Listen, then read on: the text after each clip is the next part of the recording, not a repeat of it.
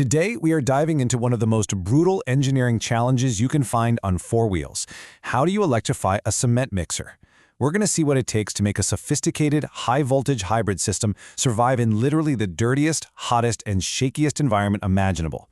This isn't just about making it work for a demo, this is about making it last for a decade. So let's just get right to the heart of the problem, the question the entire engineering team has to answer. How do you take sensitive electronics and put them into a machine that is fundamentally designed to destroy them? We're talking about a world of dirt, extreme heat, and just constant bone-jarring vibration. Forget what you know about sleek, quiet electric cars. This is a whole different ballgame. All right, so here's our game plan. We're going to break this down just like the project engineers would. First, we'll really define the core challenge. Then, we'll build our non-negotiable safety foundation. After that, it's time for a high-stakes game of Tetris with packaging. We'll then look at wiring for a war zone, how to beat a really unique heat problem, and finally, wrap it all up with engineering the whole system for pure survival. Okay, so what really makes a cement mixer the ultimate challenge? It comes down to a problem engineers call static high load. Now, think about this for a second. The truck is parked, so there's zero airflow, right? No natural cooling. But at the same time, its electric motor is running at full power, turning a massive drum full of heavy, wet concrete. You're getting maximum heat generation with minimum cooling. It is the absolute worst-case scenario. So, before a single bolt is turned, you have to build a fortress of electrical safety.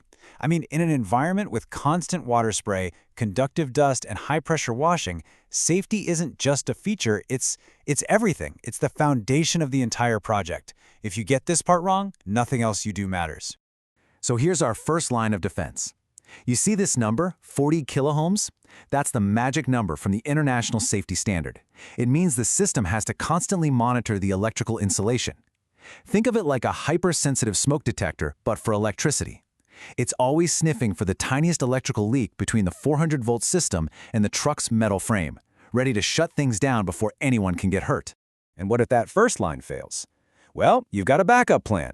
That's what this is. It's called equipotential bonding. You're basically tying every major metal component together electrically, the motor, the battery box, the chassis, so there's almost zero resistance between them. This ensures that even if there's a serious fault, the entire truck's body stays at one safe voltage potential. It's the safety net for your safety net.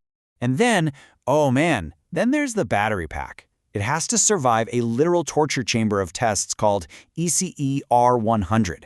We're talking about shaking it violently for hours, slamming it with massive G-forces. But the one that really keeps engineers up at night is thermal propagation. The rule here is incredibly serious. If one single battery cell has a catastrophic failure, the pack has to contain it and prevent a fire or explosion for at least 5 minutes. That 5 minutes gives the driver time to get out. It's everything. Okay, with our safety fortress built, now we can play the game. I'm talking about a high-stakes game of Tetris. You have to somehow fit these huge, heavy, heat-sensitive electrical components onto a truck chassis that is already completely jam-packed. You get it wrong, and things will overheat, they will collide, and they will fail. Game over. So, the first rule of this game is to map out your real estate. You divide the whole truck into hot zones and cold zones. Hot zones are pretty obvious, anywhere near the engine, near the exhaust. And the rule is brutally simple. High-voltage electronics are forbidden from the hot zones, period. And you have to give them a buffer zone, at least 300 millimeters away from any major source of heat. Now the million-dollar question, where do you put the biggest piece of the puzzle, the battery pack? Well, you've got two basic options. You can mount it on the side, but on a construction site, that's just asking for it to get smashed by debris or caked in mud. A terrible idea. The much smarter approach is what's called the back-of-cab or energy tower design. Yeah, it puts the weight up a little higher, but it's protected, it's cleaner, and it's way safer. It's the only real choice. And here's where the clean computer models meet gritty reality. A 10mm gap between two parts might look totally fine in their CAD software, but then the real truck hits a pothole, the frame twists, the suspension articulates, and that gap is gone, instantly. That's why engineers don't talk about static gaps. They work with a dynamic envelope of at least 25 millimeters. Anything less, and you just know it's going to rub and it's going to break. Okay, so we've placed our major organs. Now we have to connect them with the nervous system, the high-voltage wiring. And you can't just run these cables like you would in a car. No, you have to armor them for a war zone, because that's exactly what they're going into every single day. So how do you make wiring survive that? With discipline, a strict 3-step process. First, you create a cable highway, a safe, protected route high up on the frame, away from all the chaos. Second, you maintain strict clearances, stay far away from that hot exhaust. And third, you clamp it down, hard, every 300 millimeters, with rubber-lined metal clips. The engineering spec is blunt. Plastic zip ties are completely forbidden for holding these cables. No shortcuts. Now, a system is only as strong as its weakest link, and that is almost always the connector. For a cement mixer, connectors need to be rated IP69K. That's a fancy way of saying you can blast it with a high-pressure jet of hot water every single day and it'll be fine. And they have to have a high-voltage interlock, or HVIL. This is a brilliant little safety circuit that cuts the high-voltage power a millisecond before the connector actually separates. It's what prevents a massive, dangerous electrical arc. So now we circle back to our biggest enemy, heat. Specifically, how do you get rid of a massive amount of heat when the vehicle is just sitting still? Remember, it's working its hardest when it has zero airflow. A normal automotive cooling system just doesn't stand a chance. This means that passive cooling is a complete non-starter. You have to get active. You have to get aggressive. The solution is a chiller. It's a special heat exchanger that actually taps into the truck's air conditioning system.